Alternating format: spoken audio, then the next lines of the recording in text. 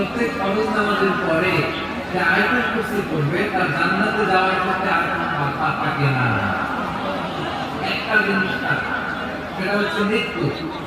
মরণ, লোকটা মরে না তার জান্নাতে যায় না, বললেই জান্নাতে। এই আয়াতুল কুরসির আয়াতে আল্লাহ তাআলা খুব স্পষ্টভাবে উল্লেখ করে দিয়েছেন।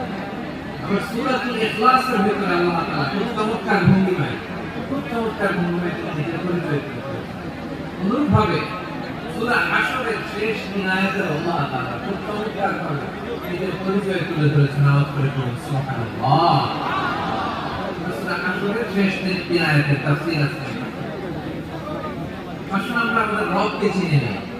আজকের আলোচনার টপিক হচ্ছে আসুন আমাদের রবকে চিনি। আসুন আমাদের সবাই এখানে না বলে রবকে চিনি। আজকে আমার ঢাকা বিভাগের প্রোগ্রাম থেকে, এই নবাবগঞ্জ বালুয়াখালীর প্রোগ্রাম থেকে আমরা আমাদের রবকে চিনি না ইনশাআল্লাহ ভবিষ্যতে।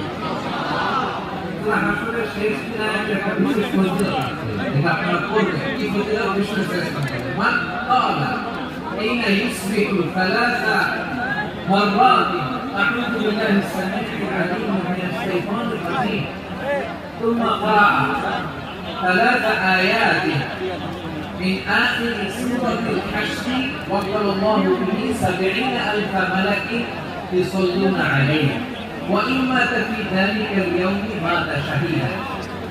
বিশ্বনবী মুহাম্মদুর রাসূলুল্লাহ সাল্লাল্লাহু আলাইহি ওয়াসাল্লাম ইরশাদ করেন, যে ব্যক্তি সকালবেলা 3 বার তেলাওয়াত করবে আউযু বিল্লাহিস সামিউল আলিম মিনাশ শাইতানির রাজীম, এরপরে সূরা হাশরের শেষ 3 আয়াত তেলাওয়াত করবে, রব্বুল আলামিন ওই ব্যক্তির জন্য 70,000 ফেরেশতা নিয়োগ দিবেন যারা সারাদিন ওই লোকের জন্য মাগফিরাতের দোয়া করবে।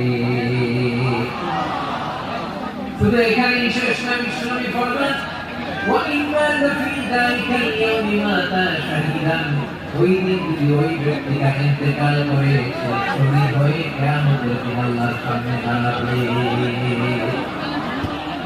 সকালবেলা যদি পড়েন 3 বার আউযু বিল্লাহি সামিউল আলিম মিনাশ শাইতানির রাজীম 3 বার পড়ে সূরা হাশরের শেষ দিনের যদি তেলাওয়াত করেন, তাহলে আপনার জন্য আল্লাহ তাআলা 70,000 ফেরেশতা নিয়ে সারা দিন তারা আপনার জন্য মাগফিরাতের দোয়া করবে। ওই দিন ইন্তেকাল করলে আল্লাহ তাআলা শহীদ হিসেবে আপনাকে কিয়ামতে দাঁড়াবে। সুবহানাল্লাহ। এত আছে। আবার সন্ধ্যাবেলা যদি পড়েন সারা